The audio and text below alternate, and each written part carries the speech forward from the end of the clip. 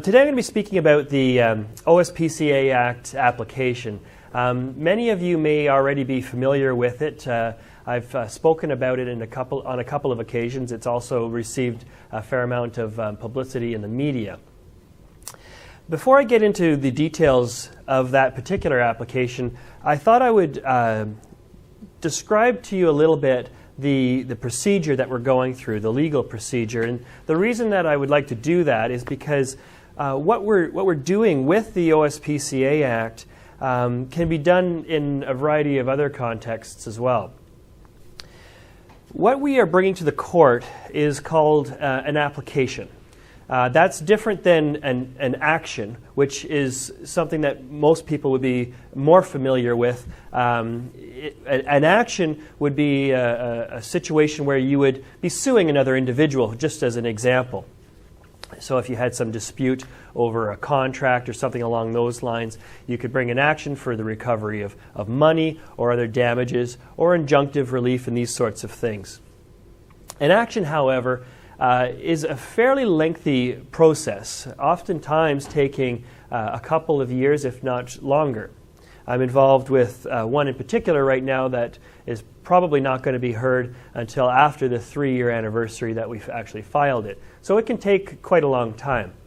Now, an action it's a necessary procedure, though, where you have a lot of contested facts, for example, and you're going to need to have people testify in these sorts of things. An application is different, and it can be brought relatively quickly and, comparatively speaking, for much less costly. An application will involve a situation where there aren't either there aren't any contested facts or there are very, very few or minor contested facts. And I'll give you an example, and this is a situation that I actually was dealing with just yesterday, but the way the legal system works sometimes, we drove all the way down to Peterborough only to be told we didn't have time and we had to drive back again and we'll have to go back in May. Nevertheless, that is what happens sometimes. But that aside, what we were doing in Peterborough was, it's actually another case involving the SPCA. And it is involving a situation where a person had some animals taken, and he wants them back, obviously, and he was also charged for the costs of caring for these animals while they were in the possession of the SPCA. Now, we looked at the legislation, and we believed that it wasn't being interpreted correctly, that the SPCA are actually required, after they take the animals, to then go and get an order from the court in order to keep them. So we have a situation where the animals have been taken. Everybody agrees on that. No order has been provided by the court to keep them. Everybody agrees on that. What we disagree on is an interpretation of the legislation. So we bring an application to the court. We present these basic facts that are uncontested, and we ask the court, do you agree with our interpretation of the legislation, or do you agree with their interpretation of the legislation? And this all came about probably about maybe 5 or 6 weeks ago.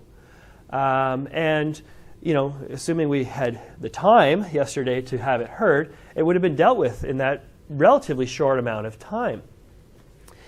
And what can come from this is a precedent, the court basically speaking to provide their interpretation of the law here, so that other people who are in the exact same situation are going to be able to rely on this decision without having to go through this whole process of the application. So it can have far-reaching effect, and it can have a significant impact on not just the particular individual who's involved, but it can have an effect on everybody across the province.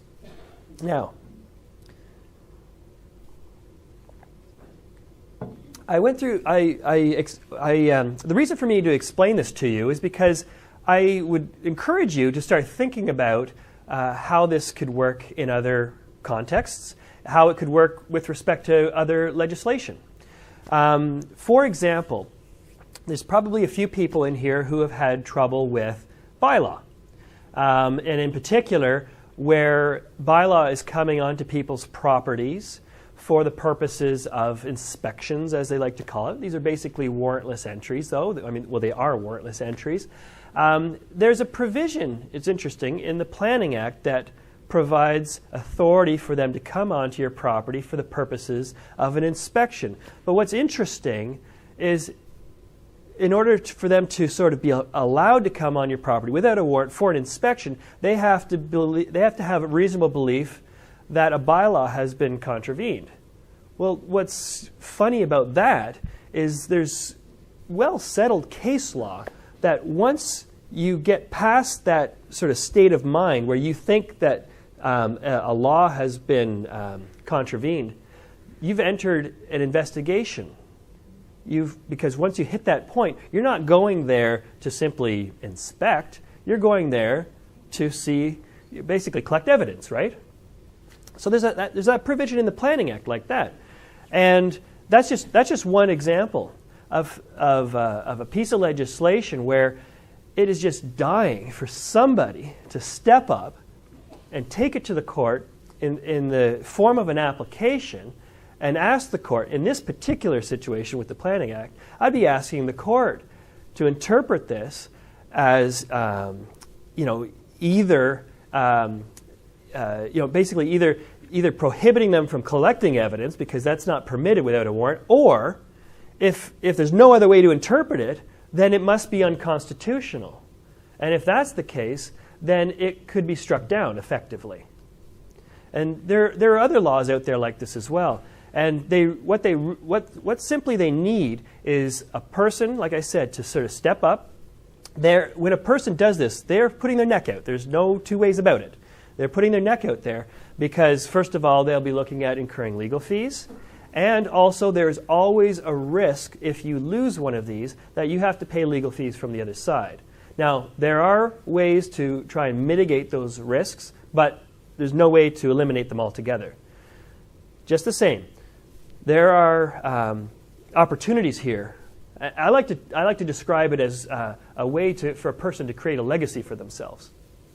Because for you to do something like this, it takes a lot of guts, first of all. It takes a lot of initiative. And when you're successful, and let's face it, you will be successful either way. Because at the end of the day, you're going to get an answer to a question that everybody's asking and everybody's talking about, right? Well, you'll finally get your answer. And as the applicant, you will have notoriety because you will, if it is, for example, Mr. Smith, well, it'll be the Smith case. And forever after, in court, somebody will be making their legal submission. They'll say, and as in Smith, it says. And as in Smith, it says. And so you will always have your name attached to this. And you will always be recognized as the person who did have the guts to do something about it and to take the question to the court and get it settled so that it's not just a matter of talking about it, quite often complaining about it. It's a matter of doing something about it, and it can be done. On the subject of costs as well, there's a very recent case that's come out where a person and this has been long-standing, but it just affirms it once again and in very strong terms, that when you question the interpretation of an act and you're doing it for the greater public interest, you can even have your costs paid when you lose. So there are ways to do this. And not even be out of pocket at the end of the day, or at least not be out of pocket very much. And you can do a great deal of good. So I say that to you so that I can maybe get some of the creative juices flowing in some people's minds in case they've come across laws, they've come across situations where they think there's something wrong here. You don't have to know for sure exactly how it's wrong. Quite often that sort of intuitive feeling that there's something wrong, if you take that to a lawyer and that lawyer has some creativity, they can probably see and find the case law that actually supports that intuitive feeling that you have in your mind that there's something wrong here and can actually pinpoint exactly what's wrong and what cases support that contention that it's wrong. Now, who has stuck their neck out? Well, Mr. Jeff Bogart's over here. He has stuck his neck out, and I don't. Everybody should actually give him a round of applause, because we've been talking about the OSPCA Act for a long time, and I, as many others, have been complaining about the OSPCA Act and what's wrong with it. And again, it's a lot of these sort of wrongs. These have been intuitive feelings, right? Like, how could this be? How could this be? Something will happen, and you'll ask a lawyer, well, like, they can't do that. And they say, well, actually, look, it says right here in the law, you can. Well, how can that be? Well, at the end of the day, just because it says they can do something in some situations doesn't mean they actually can do those things from a constitutional standpoint. But until it's challenged on constitutional grounds, they can continue to do it.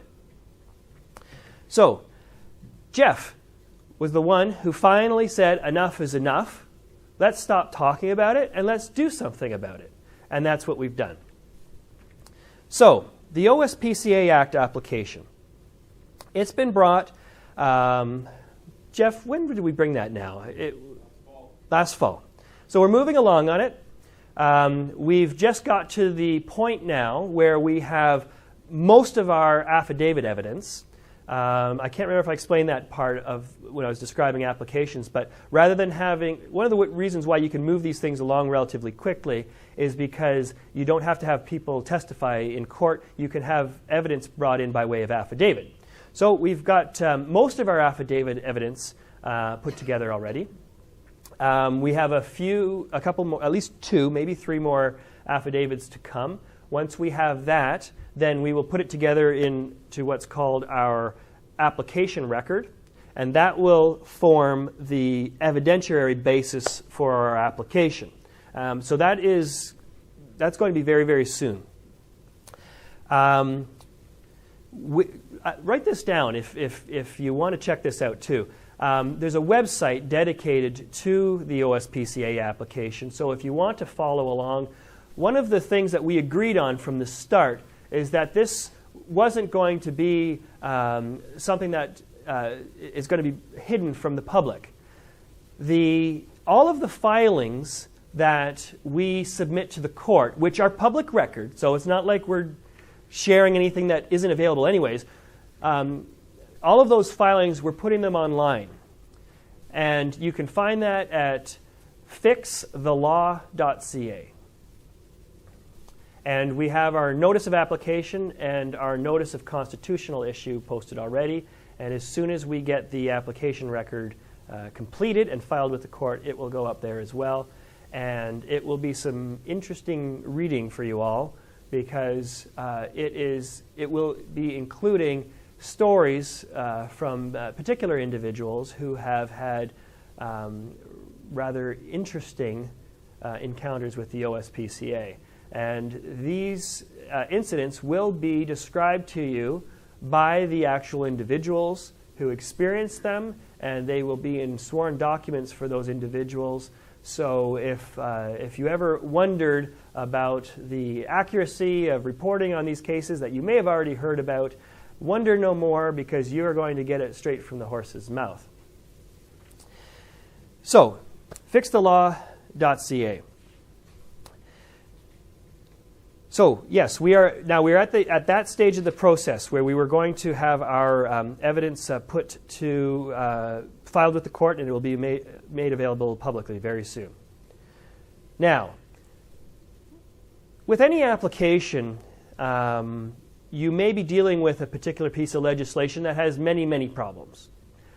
There can sometimes be more problems than you can possibly imagine. The SPCA Act, in my opinion, is full. I mean, it's just full of problems. We had the task of narrowing it down to 4 key issues. So did we cover everything? No, but we had to narrow it down to a degree where we could bring this application with a certain amount of focus on the most important issues.